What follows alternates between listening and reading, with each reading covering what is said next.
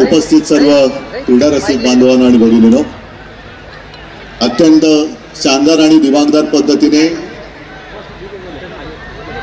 11व्या म्हणजे आता हे 11व्या वर्षीच्या सुप्रीमो चषक स्पर्धेचा शुभारंभ झालेला आहे। या स्पर्धेमध्ये जे संघ सहभागी झाले त्या सर्वांना मी शुभेच्छा देतो। खास करून अनिल आहेत, संजय आहेत। दरवर्षी मी येतो तेव्हा अनिल आणि संजय आणि त्यांच्याबरोबर त्यांचे सर्व सहकारी माझे शिवसैनिक यांचं कौतुक करत असतो। कारण एखादी गोष्ट सुरू करणं खूप सोपं असतं, पण ती परंपरा कायम चालू ठेवणं आणि नुसती चालू ठेवणं एवढंच नव्हे तर दरवर्षी त्याचं वैभव वाढवत नेणं हे खूप कठीण असतं, खरोखर कठीण असतं।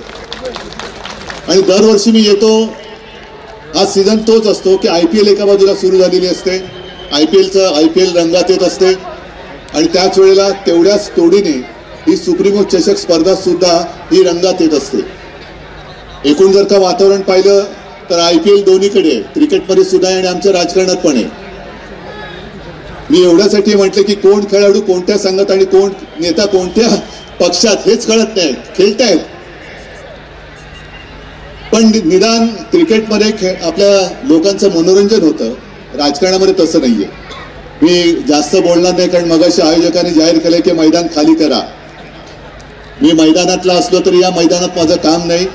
मी सर्वांना म्हणजे तुम्हाला सगळ्यांना शुभेच्छा द्यायला आलेलो आहे।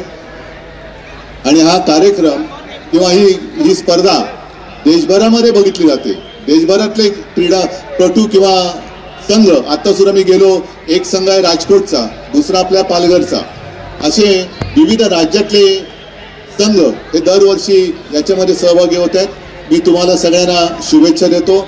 आणि अशीच ही स्पर्धा, मागे मी बोललो होतो की याचा अंतिम सामना ब्रेबॉर्न किंवा वानखेडेवरती व्हायला पाहिजे।